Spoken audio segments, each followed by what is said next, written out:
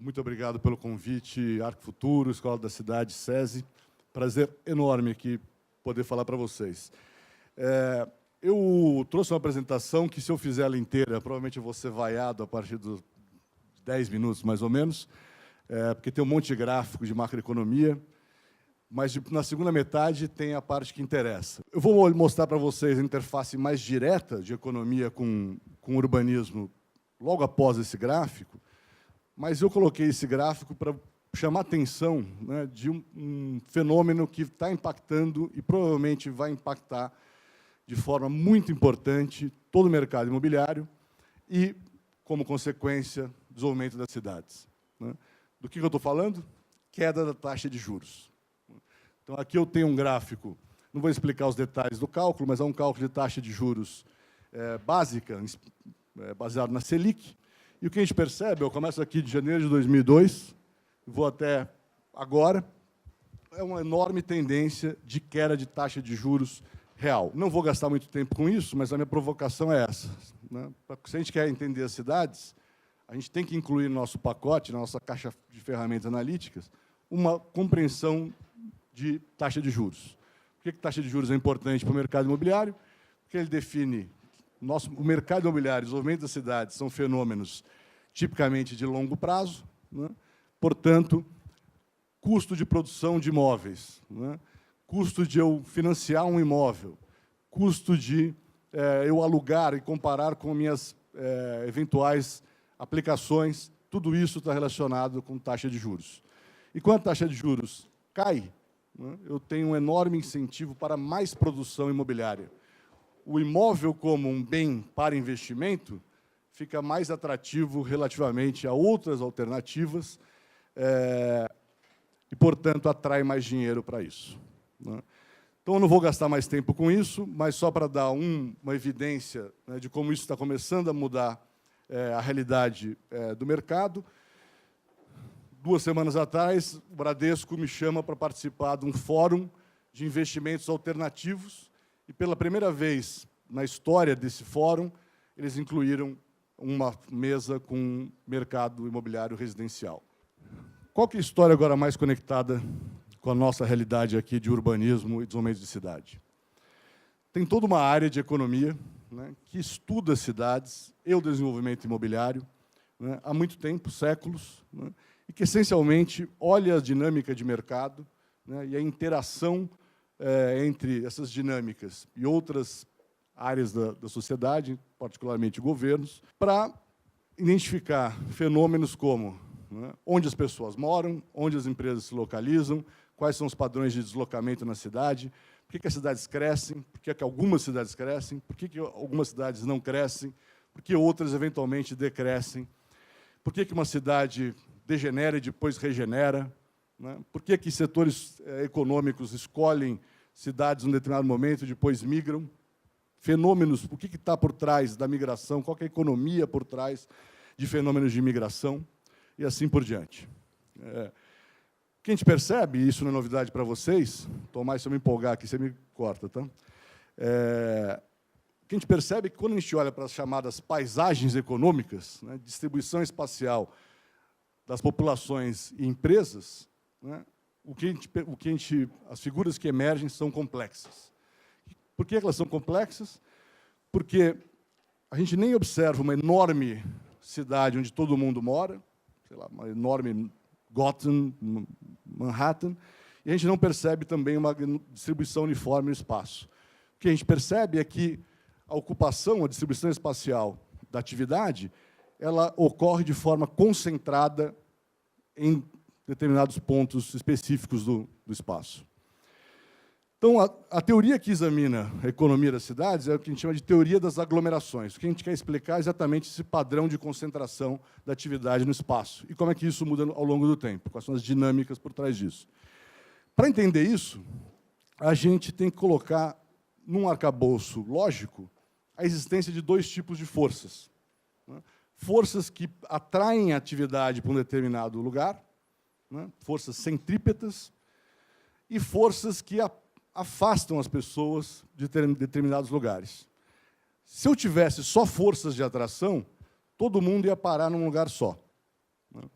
uma cidade dominaria, concentraria toda a população mundial. Se eu tivesse só forças de dispersão, a gente se espalharia pelo espaço da forma mais uniforme possível. Nada disso é realidade. Então, para entender o que a gente enxerga, eu preciso colocar essas duas forças, né, em qualquer lugar que a gente esteja interessado a entender. Então, o resultado, né, das paisagens econômicas, ela é o resultado do embate entre forças de aglomeração e forças de dispersão, ponto a ponto. De novo, isso aqui eu posso ficar 6 meses falando sobre esse tema, meu curso de Economia Urbana na pós na USP. Quem quiser ir lá algum dia assistir, a gente aceita aluno especial sem restrições. Mas o que eu quero enfatizar aqui, né, é que essas forças, de onde surgem essas forças? Né? E essas forças, elas são essencialmente ligadas, né, com mercado de trabalho, né, com a natureza do mercado imobiliário, oferta que se ajusta muito devagar, demanda que se ajusta rápido, e tem a ver com algo cada vez mais interessante, né, e que, de certa forma, desafiou a ideia de que, quando a internet surgiu, os meios de comunicação se desenvolveram e os meios de transporte também se desenvolveram, que a distância ia morrer. Em algum momento vocês devem ter ouvido falar disso. Depois da internet, tanto faz onde você mora. Cada vez menos isso é verdade, porque as pessoas querem ficar perto umas das outras.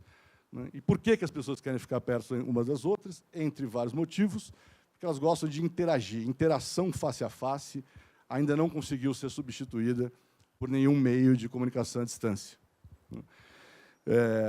E nessa interação, ideias e conhecimento passam de uma cabeça para outra.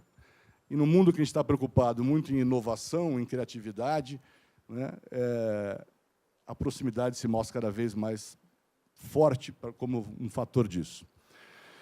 Bom, com um monte de gente decidindo, né, gente e empresas decidindo onde se localizar e onde não se localizar, a gente diz em economia que o que a gente observa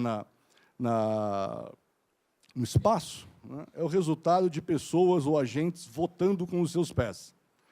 Então, eu tenho as minhas possibilidades orçamentárias, eu vou olhar, né, os pacotes locais de amenidades e desamenidades, de pontos positivos e negativos de cada endereço, e vou tomar uma decisão de localização. Por que a gente fala de votando com os seus pés? Porque, por mais que existam restrições na mobilidade, as cidades têm que ser pensadas como economias abertas. As pessoas e capital entram e saem das cidades com relativa facilidade. E é por isso que a gente vê tantos fluxos migratórios, mesmo em contextos dramáticos, como, por exemplo, a gente vê na Venezuela, mesmo em contextos dramáticos, como, por exemplo, a gente vê no norte da África e nos países em conflito no Oriente Médio. O resultado de um monte de agentes votando com seus pés, ele é capturado, né, gostem ou não, num sistema de preços. Então, quando você observa quanto custa um aluguel de 1 metro quadrado neste prédio, ele vai estar refletindo, né, todos os cálculos de pessoas que gostariam de estar morando ou alugando esse espaço. O preço de um imóvel ele é uma síntese, né, de milhões de informações, pequenas informações, que estão na cabeça, né, ou nos orçamentos de pessoas e empresas. Então, economista que se interessa em cidade, né, investe um esforço enorme em entender dinâmica de preços. Né? O que determina, de fato, o preço de um imóvel, né, e como é que ele varia no espaço, como é que ele muda no tempo. E aí eu vou mostrar para vocês aplicações de um modelo estatístico, né, que a gente tem no grupo DataZap, para entender dinâmicas de preço. Vou fazer uma aplicação aqui para a cidade de São Paulo em 1 segundo. Última coisa, antes de mostrar as aplicações, né, eu também não podia perder a oportunidade com esse tipo de plateia, de falar o seguinte, de provocar o seguinte: o que é o mercado? Né? Particularmente, o que é o mercado imobiliário? Se eu der 1 minuto para vocês me responderem essa pergunta, eu tenho certeza que a esmagadora maioria de vocês vai olhar só para um lado do mercado, né? Particularmente para a oferta do mercado imobiliário. Então, quando a gente fala assim, especulação imobiliária, o problema está no mercado, né? O mercado é que produz uma cidade que a gente não gosta, o mercado é que está por trás de espraiamento das cidades. A gente não está olhando só para um lado do mercado, né? Que é a oferta, os construtores, os incorporadores, né? Mas tem outro lado, né? Todo o mercado é composto por uma oferta e por uma demanda. Sem demanda, ninguém vende absolutamente nada. Você pode querer vender um apartamento por preço que você quiser, se não tiver ninguém querendo pagar, desculpa, você não vai vender. Então, para entender o mercado imobiliário, você tem que colocar demanda na história também. E quem é a demanda do mercado imobiliário? Todos nós. Tem uma coisa que ainda está difícil de imaginar, desinventar, é que as pessoas têm que morar em algum lugar. Você pode até morar num lugar cada dia, mas você vai ter que morar em algum lugar. Muito bem. Então, tudo que a gente vê aqui de dinâmica de preços, de um lado, reflete a oferta, reflete a realidade de custos, expectativas de lucros, né, e possibilidades construtivas das incorporadoras e das construtoras, e, de outro lado, reflete as preferências, as necessidades e as restrições das pessoas que estão decidindo onde morar. Tudo isso é capturado pelos preços imobiliários, né? Se eu quiser decompor um preço, então, de um determinado imóvel, né, a gente pode usar uma técnica inspirada numa teoria chamada modelo de preços hedônicos, que diz o seguinte: qualquer objeto que a gente compre, né, se eu comprar aqui comparar um celular, que é um bom comparativo, na verdade, o que eu estou comprando é um pacote de características. Né? Eu estou comprando um tamanho de tela, um peso, uma capacidade de processamento, uma qualidade de câmera, e assim por diante. Cada característica do objeto, supostamente, tem um subpreço. E o preço que você paga pelo objeto final é uma soma desses subpreços atribuídos às características desse objeto. No caso dos imóveis, né, isso é verdade, mas ainda tem um componente a mais, porque o preço dos imóveis pode ser decomposto por subpreços das características dos imóveis, mas, mais importante ainda, né, ele também depende de uma lista grande de fatores que não estão no imóvel, mas estão no endereço do imóvel, ou no entorno do imóvel, né?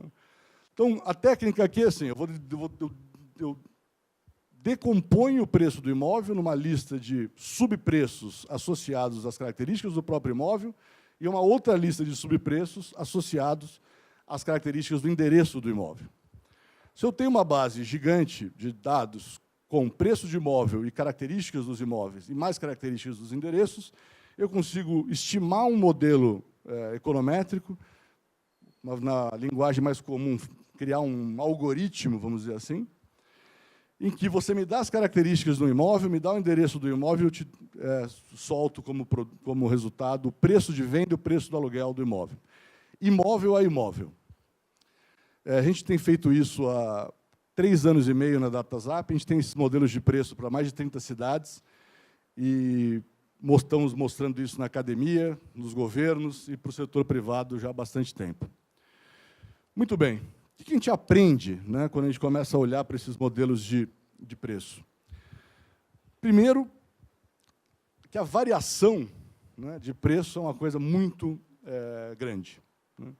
Segundo, que essas variações, às vezes, são intuitivas e, às vezes, nem tanto, né? E que, portanto, o mercado imobiliário, oferta e demanda, trabalham e tomam suas decisões de localização usando um conjunto muito incompleto de informação. E se você não sabe exatamente o que você está escolhendo, a chance de você fazer uma escolha errada aumenta. Com esse modelo, eu posso fazer 2 coisas. Uma é estimar preço de tudo que existe, né? Então, a gente faz isso.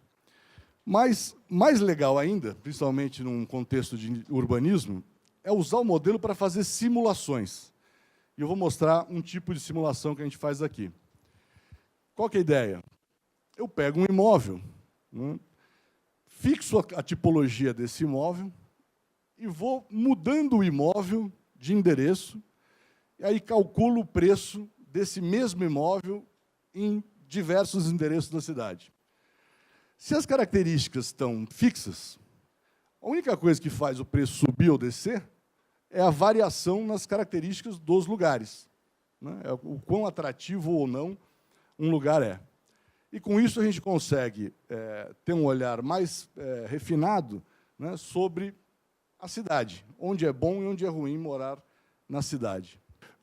Então, a primeira coisa que eu mostro aqui para vocês, né, um mapa, essa simulação. Travei uma tipologia, tem travar a idade impacta preço de imóvel de uma forma bastante interessante. Então, como se eu passasse o trator na cidade inteira, né, alguns até gostariam de fazer isso, e construísse o mesmo imóvel na cidade inteira. Literalmente o mesmo imóvel. Aí eu tenho um mapa que o esquema cromático é o seguinte: tudo que está em tons de laranja está acima da mediana, tudo que é tons de azul está abaixo da mediana. Mediana é a informação que divide a amostra em dois pedaços iguais. O que a gente percebe, né? Primeira coisa, olhando o mapa sem olhar os números, tem um padrão centro-periferia muito bem determinado. Eu posso dar o zoom que eu quiser, tá, com o meu modelo. Eu vou mostrar um pouco desses zooms, que eles são divertidos. Mas, olhando assim a cidade de longe, a gente percebe isso. Tem um padrão centro-periferia muito bem caracterizado. Se você olha para os preços reais dos imóveis que, de fato, existem, isso também ficaria nítido, mas muito menos homogêneo. A gente veria um monte de buracos no meio, que são relevantes, mas não para o nosso propósito aqui. Segunda coisa impressionante, a variação de preço em si. Então, dentro de uma cidade, eu tenho, para o mesmo imóvel, uma variação que vai de R$ 3.000 o metro quadrado a R$ 35.000 o metro quadrado. Pensa que é R$ 35 o metro quadrado, né? Com uma mediana de 10. Então, uma variação enorme. Agora vem a segunda coisa legal. E como é que é a variação de preços no tempo? Então, eu rodei o mesmo modelo, fiz a mesma simulação, em 2016 e 2018, final de 2018, e aí olha o que acontece. De novo, o mesmo esquema cromático. Primeira coisa, aquele padrão centro-periferia desapareceu. Agora eu vejo uma paisagem muito mais complexa de ser interpretada, dando muito mais peso para as realidades locais. Segunda coisa, a variação é gigante. Então, de 2016 para cá, dentro da cidade de São Paulo, não foi o que aconteceu com os imóveis reais, mas, de certa forma, foi o que aconteceu com as localidades. A gente teve desde queda de preço de 20% até aumento de preço de perto de 30%, com uma mediana de queda de 4%. Então, aquele negócio, se eu tenho uma informação só da mediana, eu vou achar que o mercado imobiliário caiu 4%. Agora, se você começa a andar pela cidade, você vai ver que tem todo tipo de história. Bom, uma outra história interessante aqui para vocês. Aluguel. Então, eu sou provocado quase que diariamente hoje em dia, né, particularmente por fundos de investimento querendo achar alternativas de rentabilidade, dizendo o seguinte: será que o mercado de locação vai ser o grande mercado imobiliário daqui para frente? Tem uma hipótese forte, inspirada, né, no que o que já aconteceu em muitas cidades, e inspirada no que está acontecendo com as novas gerações em outros bens que não habitação. E a ideia aqui é a seguinte: habitação como serviço é o futuro. Então, as pessoas não querem comprar, né, vocês, né, juventude aqui, não querem mais ter coisas, mas querem experimentar coisas. Não importa, não quero ter carro, não quero ter um guarda-roupa muito grande e, eventualmente, também não quero gastar dinheiro, muito dinheiro, para comprar um imóvel. A hipótese faz todo sentido, né? E a gente, de fato, acha que o mercado de locação vai crescer no Brasil. Implicações disso são várias, não vou ter tempo agora, eventualmente a gente volta a falar na hora da conversa. A questão é, essa tendência de aumento do aluguel está acontecendo exatamente no período de crise, né, de 3 anos de recessão muito forte, em que o tamanho do bolso das pessoas encolheu. Portanto, a gente não consegue separar o que é efeito crise, né, ou seja, quantas pessoas que gostariam de comprar, mas estão alugando porque não conseguem, do efeito tendência comportamental. As pessoas que, mesmo aquelas que poderiam comprar, não querem comprar mais e preferem alugar. Tem um fator muito atrativo na estratégia habitação como serviço, tem vários, mas um em particular, de que a minha escolha locacional ela fica muito mais leve. Então, se eu trabalho aqui na escola da cidade, acabei de me doutorar, fui lá, aluguei um apartamento aqui do lado, aí tomo uma escolha ótima locacional, atravesso a rua e venho dar aula. Aí eu mudo de emprego e vou dar aula no INSPER, lá na Vila Olímpia. Então, a escolha locacional ótima passa a ser uma escolha locacional não tão ótima. Se eu mudar de cidade, então, nem fale. Essa é uma coisa que a gente vai testar. Mas o grande ponto aqui, e aí o interesse desse mapa, é que quando a gente começa a olhar hoje, onde tem as alternativas de aluguel, onde que vale a pena alugar, se todo mundo quiser morar de aluguel, alguém vai ter que comprar esses imóveis. E quem vai comprar esses imóveis vai fazer conta de é bom comprar imóvel, é melhor eu comprar ação, é melhor eu comprar título do governo. Então, a rentabilidade do aluguel ela vai ser muito importante para determinar, de um lado, interesse de quem quer investir em imóveis para alugar, e, de outro lado, aquele que tem que pagar o aluguel. De novo, você conversa com qualquer pessoa do mercado imobiliário, tem na cabeça aí uns 6% ao ano, 5% ao ano, 0,40% ao ano de rentabilidade de aluguel, como a constante universal do aluguel. O que a gente mostra? De fato, a mediana está muito perto disso. Qual que é esse cálculo aqui? O que é? Eu pego o valor do aluguel, sempre usando o meu modelo, calculo o preço do aluguel, calculo o preço de venda, divido o aluguel por venda e multiplico por 12. Então, estou dizendo aqui, basicamente, é o seguinte, você comprar um apartamento, na mediana, e colocar ele para alugar, na mediana você vai estar ganhando 6% ao ano. Mas, olha de novo, o mapa. Primeiro, não é tão óbvio interpretar esse mapa, não tem o padrão centro-periferia tão bem delimitado, bem definido, bem desenhado, e eu tenho uma variação de rentabilidade também muito grande, indo de 2,5% a quase 10% ao ano. De cara, tem dois clusters ali bem legaisinhos. Um é um cluster aqui na região mais nobre, talvez, e está indo um pouco para a Zona Sul, começo da Zona Sul, mas tem um cluster lá na Zona Leste, no extremo da Zona Leste. Ali eu mostrei para vocês mapas panorâmicos, mas eu consigo fazer o zoom que eu quiser. Eu estimo o preço imóvel a imóvel, ponto a ponto na cidade. Então, a gente desenvolveu um brinquedinho, um joguinho lá na DataZap, que eu consigo fazer essa simulação de fixar a tipologia, e fazer o mesmo imóvel variar no espaço, rua a rua. Então, a gente pega uma rua, faz essa brincadeira, constrói o mesmo imóvel na rua inteira e vê o que acontece com o preço.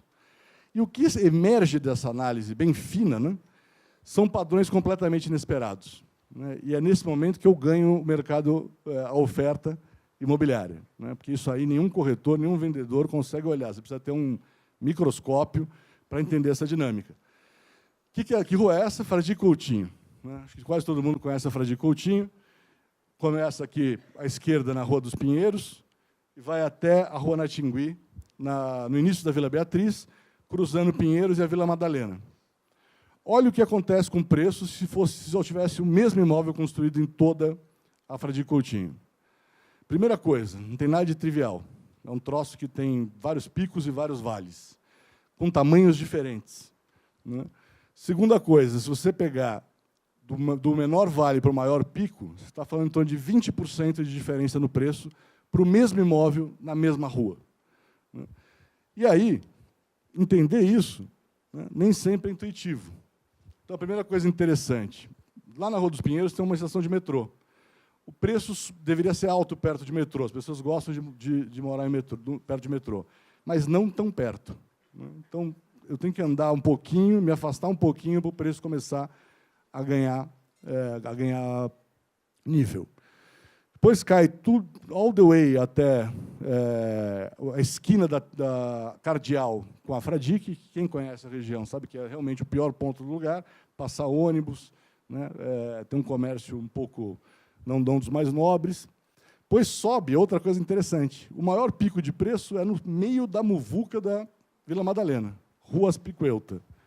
Então, de fato, o pessoal gosta de ficar ali naquele ambiente. E aí uma outra coisa curiosa, né? Para quem não, se alguém não conhece a rua, vai falar, pô, mas a Vila Beatriz é muito valorizada, então aproximar da Vila Beatriz devia ser gerar ganho de preço. Só que, para quem conhece, sabe que aquele final da Fradique Coutinho, primeiro é uma pirambeira, e segundo, ela tem uma favelinha ali, né? E aí, de fato, derrubaria o preço do imóvel. Bom, aí, agora sim, a parte final, né, que eu falei, nem só de preço vive o homem, obviamente, no mercado. Para quem já viu algum pouco de economia, preço alto normalmente derruba a demanda, né? Então, preciso olhar também para a demanda, né? Onde as pessoas querem morar, né? Isso vai influenciar o preço? Vai ter uma conversa direta com o preço, mas, muitas vezes, é importante a gente olhar explicitamente qual que é o nível de atratividade dos lugares, né, de uma forma direta. E, usando como base de dados, né, os 2 portais que a gente tem no grupo, eu consigo olhar isso de uma forma muito precisa. Porque eu tenho um pulso real-time, contínuo, de quem está procurando que tipo de imóvel onde, né? E a gente processa essas informações e transforma aí em indicadores, mapas, para a gente entender o mercado. Aqui seria o centro expandido, faço a mesma coisa, às vezes, né? Posso pegar, fazer simulação, posso olhar o mercado real, posso fazer o que eu quiser. Centro expandido, né? Estou mostrando alguns clusters de demanda. Então, é interessante que as áreas, preços mais caros, obviamente, têm demanda menor. Lá em cima do mapa, para localizar vocês, onde tem aquele chifrinho ali, o mais à esquerda é o metrô da Vila Madalena, o mais à direita é o metrô Sumaré. E aí desce aí Vila, Pinheiros, e aqui embaixo vai até o Shopping Iguatemi, Clube Pinheiros, né? Essa seria a demanda, indicadores de demanda para um apartamento de 60 metros quadrados. Então, a gente vê que os 2 metrôs lá em cima têm uma alta demanda para apartamentos com essa metragem. Pinheiros também é bom. O Baixo Pinheiros e a parte mais nobre aqui de Faria Lima, nobre no bom sentido, né, mais cara da Faria Lima, a demanda é menor. Imóvel de 100 metros, você já vê que a Vila Madalena perde interesse, o metrô do Sumaré mantém ainda, e a demanda vai concentrar mais para o Pinheiros, mais alto, mais ali perto da Avenida Brasil e indo já para os Jardins. Então, isso eu queria falar para vocês. A minha provocação é não desprezem mercados, não desprezem a economia, porque, gostem ou não, eles existem, são importantes. E, mais do que isso, entender essa realidade é bastante complexo, então vale a pena vocês pegarem um pedaço do tempo de vocês e estudarem um pouco dessas coisas. Muito obrigado.